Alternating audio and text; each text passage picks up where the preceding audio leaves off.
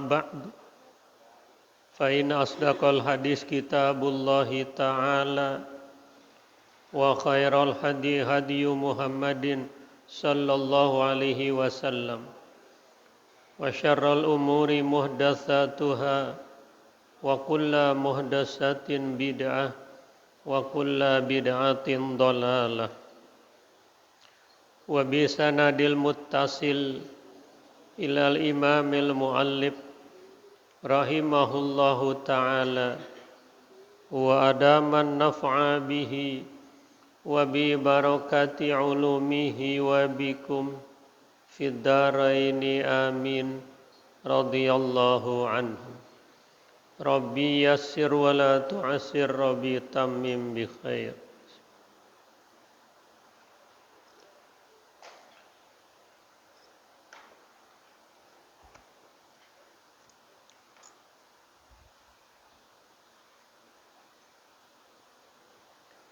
Wal maqalatul ashiratu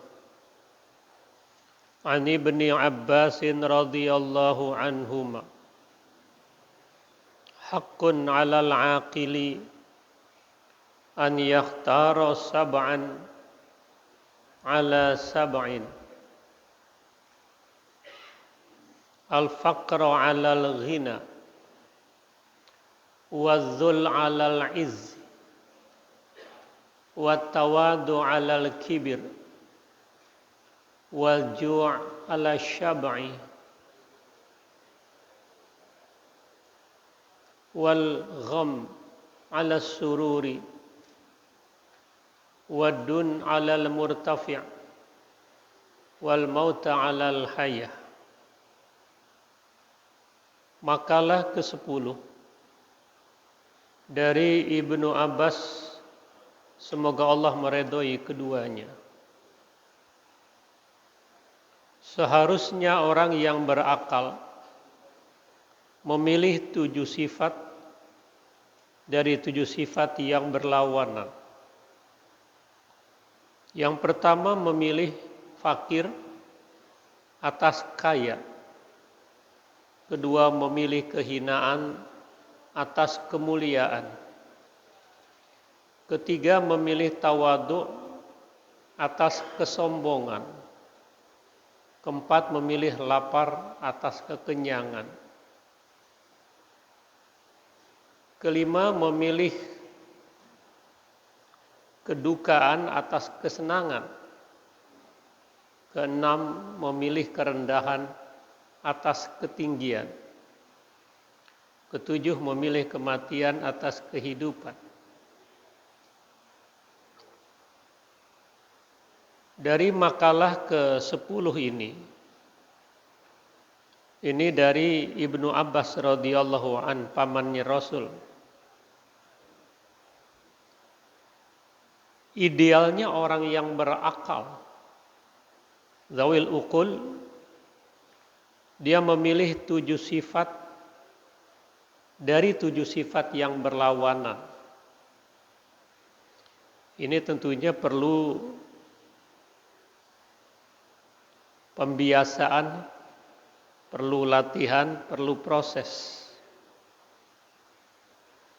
Yang pertama, orang yang berakal itu lebih memilih kefakiran. Tentunya fakir bukan dalam ilmu, fakir bukan dalam gagasan, fakir bukan dalam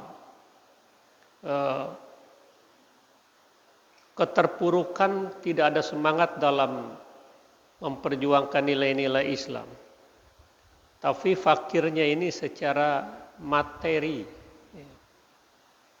Dia lebih memilih fakir atas kekayaan. Karena logikanya kalau fakir secara materi, pertanyaannya nggak sebanyak orang yang banyak aset, yang banyak kekayaan. Karena nanti akan ditanya itu seseorang, min aina iktasabahu wa fima anfaqahu. Dari mana ia memperoleh kekayaan itu dan kemana penyalurannya. Ini orang yang menggeluti suluk, yang menggeluti thariqah. Harus ada skala prioritas dia memilih kefakiran. Ruwiya annahu sallallahu alaihi wasallam, diriwayatkan bahwasanya baginda Rasul sallallahu alaihi wasallam bersabda, al-faqru, kefakiran itu syainun indanas, memang terasa terhina kalau di sisi manusia. Orang kan lihat sekarang ini tampilan, kekayaan, popularitas, elektabilitas, tidak melihat status yang lain. Padahal dalam perspektif ilmu tasawuf, kalau orang tunduk-tunduk sama orang kaya karena kekayaannya, 2/3 imannya menjadi hilang.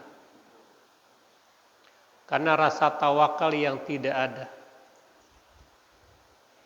Sehingga kalau orang-orang yang menggeluti ilmu tasawuf ini lebih memilih miskin secara materi tapi tidak miskin secara gagasan. Wa zainun indallah, tapi menjadi hiasan di sisi Allah orang yang fakir tadi itu. Rawahu Dailami. Wa ruwiya annahu sallallahu alaihi wasallam qol, diriwayatkan bahwasanya baginda Rasul sallallahu alaihi wasallam bersabda, ya ma'syarul fuqara, wahai sekalian orang-orang fakir,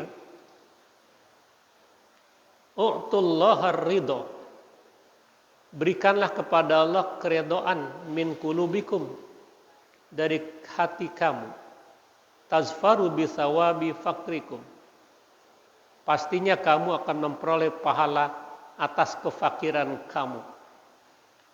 Artinya ini kalau sudah ditakdirkan dia fakir secara materi,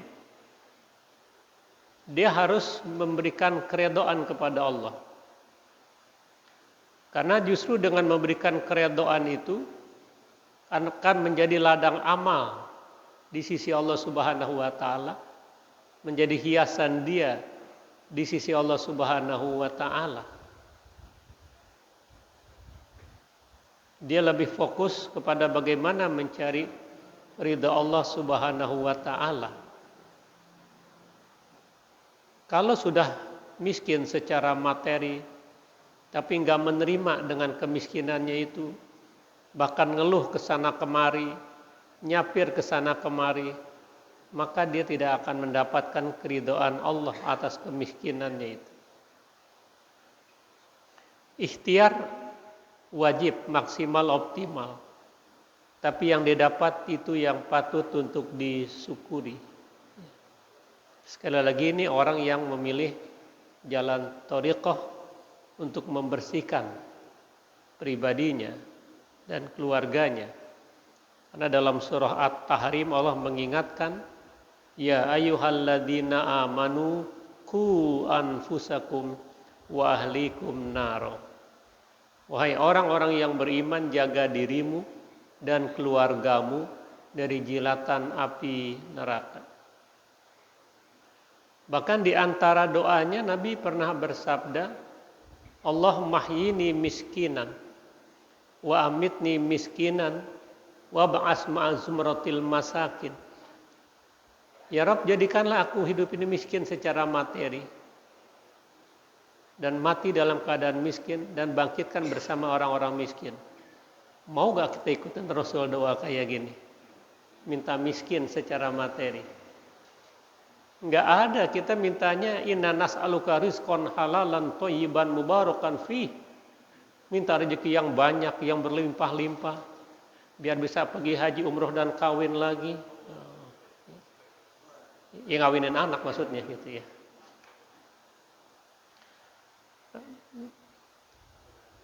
Jadi Nabi mintanya Allahumma hyini miskinan gitu kan.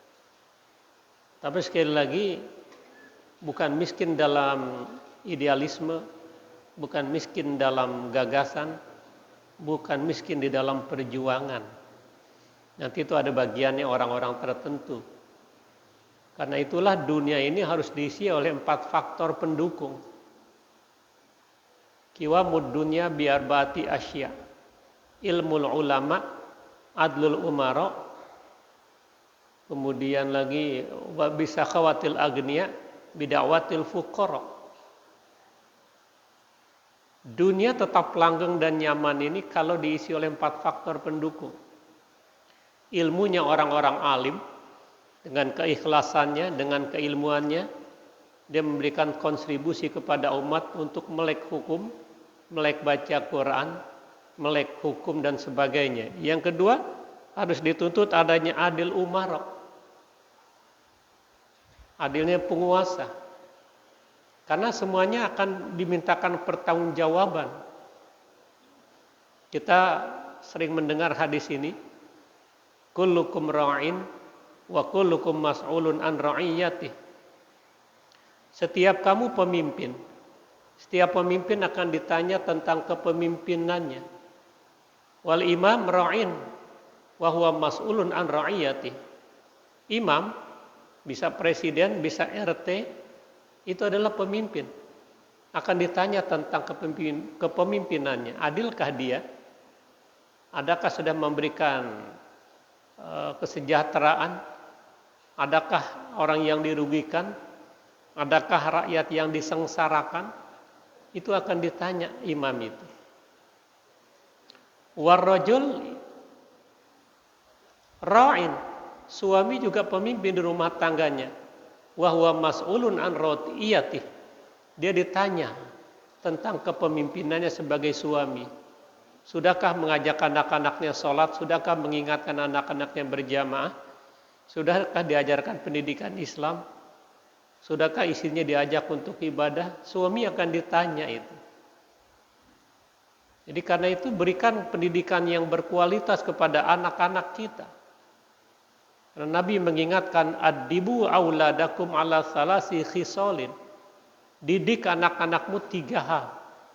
Pertama, hubbin nabiyikum. Tanamkan anak-anak kamu cinta kepada nabinya.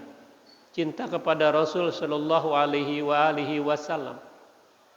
Artinya nilai-nilai Islam, kecintaan ditanamkan sedini mungkin itu.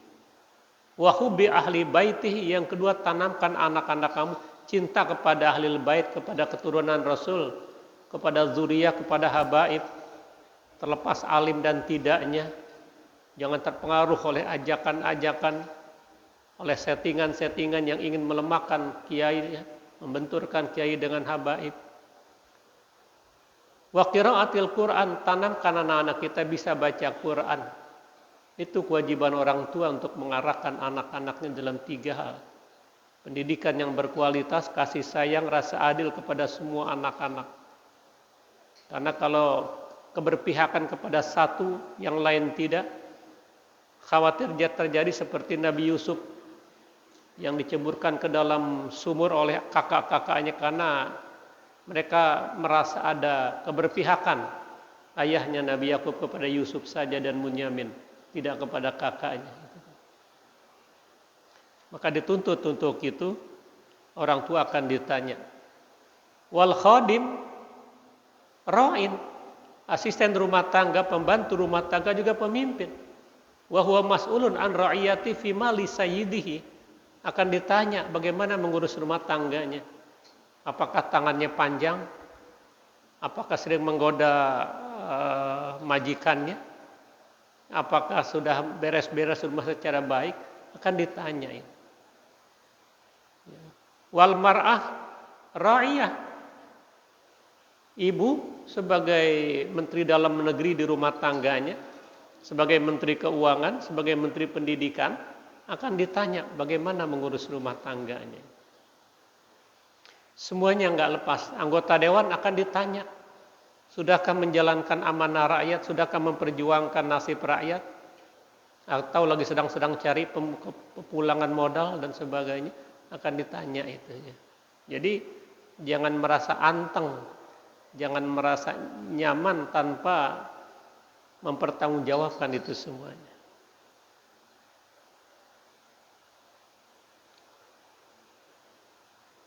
Yang kedua, wadzul alal izzi, memilih kehinaan atas kemuliaan. Ruya annahu sallallahu alaihi wasallam qol, diriwayatkan bahwasanya Nabi sallallahu alaihi wasallam bersabda, al mu'minu alladzi yukhalitun nas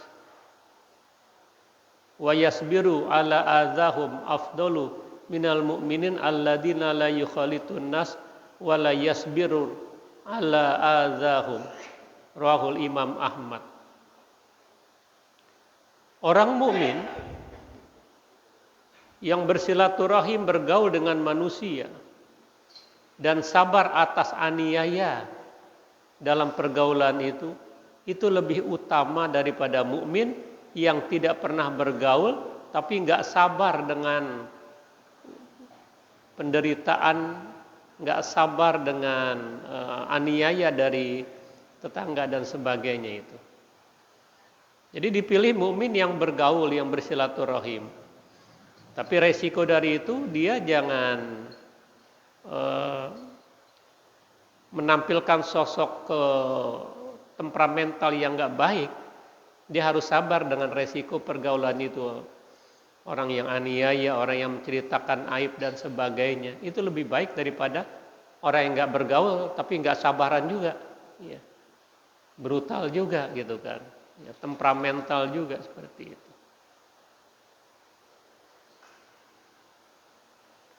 Ini hadis dari Imam Ahmad dan Bukhari. Yang ketiga, orang yang berakal akan memilih wat tawadu alal kibir. Tawadu, rendah hati atas kesombongannya. Ruwiya annahu sallallahu alaihi wasallam, diriwayatkan bahwasanya Nabi sallallahu alaihi wasallam bersabda, qal man tawadu'a takhasyu'an lillahi rafa'ahullah wa man tatawala ta'azzuman wada'ahullah. Siapa yang tawadu dalam keadaan takut kepada Allah, Allah akan angkat derajatnya. Dan siapa yang sombong, ta'azuman, angkuh, Allah akan rendahkan posisinya. Jadi itu apresiasi Allah buat orang-orang yang tawadu. Tawadunya karena memang takhasyu'an, takut kepada Allah Subhanahu wa taala yang membuat dia harus tawadu. Karena itu Rasulullah dalam Al-Barzanji dikatakan, wa kana sallallahu alaihi wasallam syadidul hayya wat tawaddu' yakhsifu na'lahu wa yarqa'u thawbahu wa yahlubu syatahu wa yasiru fi khidmati ahlihi bisiratin sariyah. Adalah Rasulullah sosok pemimpin yang tawadu. Saking tawadu, kalau sepatunya rusak, sendalnya rusak, ditambal sendiri. Gamisnya robek, dijahit sendiri. Bila ingin minum susu, diperas susu kambingnya sendiri. Sering membantu keluarga di rumah, berintegrasi dengan masyarakat, berkunjung dengan orang-orang miskin. Itu seorang pemimpin berkaliber dunia akhirat itu. Waruwiyah, diriwayatkan juga dalam hadis lain, qal ma min rajulin yata'azzamu fi nafsihi wa yahtal fi masyiatih illa laqiyallahu wa huwa alaihi ghadban. Diriwayatkan bahwasanya baginda Rasul sallallahu alaihi wasallam bersabda, tidaklah seorang laki-laki yang bersikap arogan, sombong pada dirinya, wa yahtal, angkuh di dalam menapak tilas kehidupannya, maka dia berjumpa dengan Allah. Allah sangat murka dengan orang ini karena keangkuhan. Yang berhak angkuh sebenarnya adalah Allah, pencipta alam semesta. Manusia bisa menciptakan apa? Nggak bisa. Jadi jangan sombong, karena orang yang sombong jangan lagi masuk, mencium aroma surga pun tidak dia peroleh. Ya, itu yang Nabi ingatkan kita, lan yadkhulal jannata man kana fi qalbihi khardalatun min kibrit. Tidak bakalan bisa masuk ke dalam surga orang yang di benihnya tersimpan benih-benih kesombongan, di dadanya tersimpan benih-benih kesombongan itu.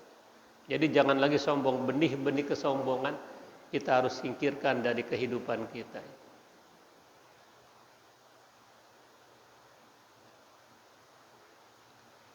Yang keempat, wal ju' ala syab'i.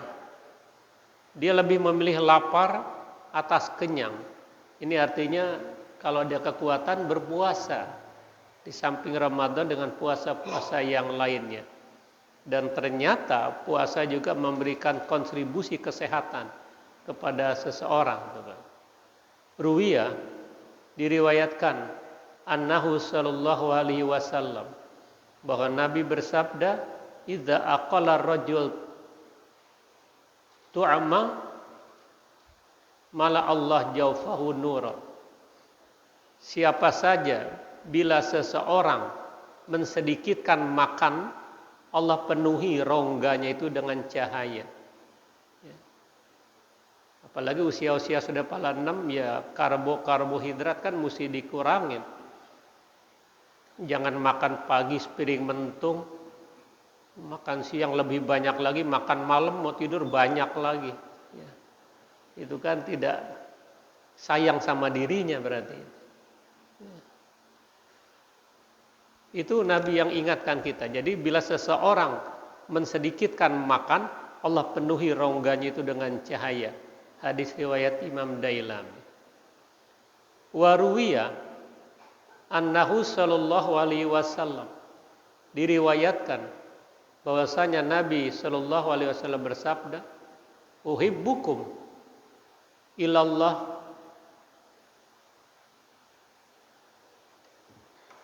aqallukum tu'man wa akhafukum badanan. Yang paling aku cintai kepada Allah adalah sedikit makan dan meringankan beban badan. Ini kan pasti sebab akibat. Dia menjadi ringan badannya, menjadi lebih atletis, menjadi lebih lincah, karena dia pola makan yang diatur sedemikian rupa. Tapi kalau sudah pola makan gak teratur, gak usah nungguin 50, pala 40 juga sudah banyak yang terkena diabetes. Bahkan di bawah 40 banyak yang kena cuci darah karena pola makan yang tidak teratur.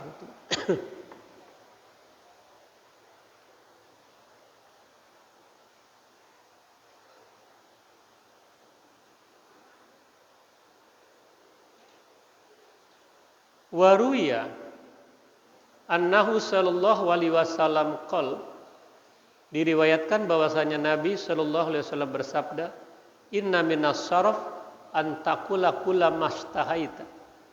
Sesungguhnya termasuk orang yang rakus, yang melebihi batas, dia makan apa yang dikepengenin, diikutin apa kata hatinya, mau apapun harus diturutin. Itu adalah orang yang saraf, israf, melampaui batas. Yang kelima, wal gham ala surur, dia lebih memilih duka cita atas kesenangan. Ruwiya, diriwayatkan annahu sallallahu alaihi wasallam qal, Nabi bersabda, alaikum bil husni, biasakan kamu dengan kesedihan, fa innahu miftahul qalbi, karena kesedihan itu kunci dari kebahagiaan hati. Qalu, sahabat bertanya, ya Rasulullah, wa kaifal huzun? Ya Rasul, bagaimana, apa yang dimaksud dengan kesedihan itu? Qala aji'u anfusakum, laparkan dirimu, wa asmi'uha, dan sering-sering merasakan rasa dahaga. Artinya kan puasa ini kan. Itu penekanannya seperti itu. Kesedihan bukan berarti kita orangnya baperan, sedihan. Ya tidak. Ini yang dimaksud adalah dia mengosongkan perut. Kemudian sering merasakan dahaga, ya puasa sunnah di samping Ramadan. Yang keenam, wadun alal murtafi', orang yang berakal lebih memilih kerendahan atas ketinggian. Ketika dia datang dalam satu resepsi, dalam satu undangan, dia tidak pernah mau menonjolkan duduk paling depan. Kecuali memang ada protokoler yang mengatur itu. Enggak ujuk-ujuk dia ada di barisan terdepan supaya kelihatannya eksis, tidak. Dia lebih memilih dun, dia memilih di belakang. Ya. Ruwiya an Rasulillah Shallallahu Alaihi Wasallam, diriwayatkan dari Rasul Shallallahu Alaihi Wasallam bersabda, Inna tawadu' bidun min syarafil majalis. Sesungguhnya tawadu, dengan merendahkan diri itu daripada kemuliaan suatu majelis. Kecuali tadi panitia memang sudah menempatkan, dia juga harus menghormati protokoler seperti itu. Tapi jangan sampai ujuk-ujuk, bukan khotib, bukan apa, duduk paling depan. Apalagi Jumat melangkah-langkahi pundak-pundak orang, itu makruh, ya, makruh itu. Tapi kalau lebih awal, paling depan, afdal saf yang terdepan. Ya.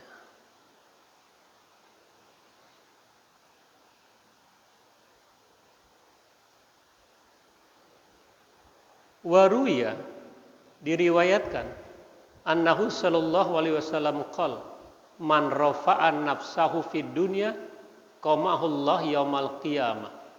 Siapa saja yang mengangkat dirinya di dunia, ingin selalu menonjol, ingin selalu dapat panggung, qamahullah yaumal qiyamah, Allah jatuhkan tersungkur pada hari kiamat orang itu. Wa man tawaddu'a lillah fid dunya yub'isullah ilaihi malakan yaumal qiyamah fa ansyatahu min bainil jam'i. Siapa yang tawadu dalam kehidupan dunia, Allah akan utus kepadanya malaikat pada hari kiamat yang memberikan support dan menyelamatkan dia dari himpunan orang-orang yang sengsara. Faqala, maka Nabi bersabda, ayyuhal abdu, wahai hamba Allah yang saleh, yaqulullah azza wa jal, Allah telah berfirman, ilayya kepadaku, fa innaka mimman, maka sesungguhnya dari siapakah itu?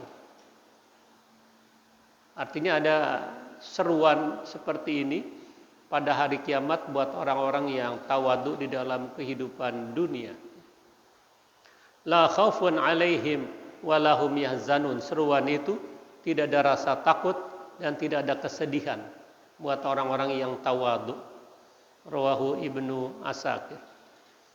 Yang terakhir, wal mauta 'alal hayat, dia lebih memilih kematian atas kehidupan.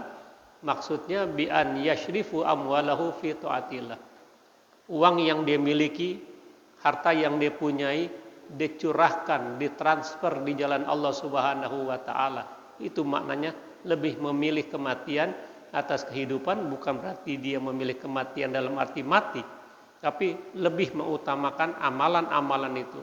Kekayaan yang dia miliki diberikan lagi kepada masyarakat. Ada seorang wakil gubernur kan di Kalimantan yang dananya disimpan, tunjangan insentifnya, honornya sampai 6,5 miliar kalau tidak salah, diberikan lagi kepada masyarakat yang memerlukan itu.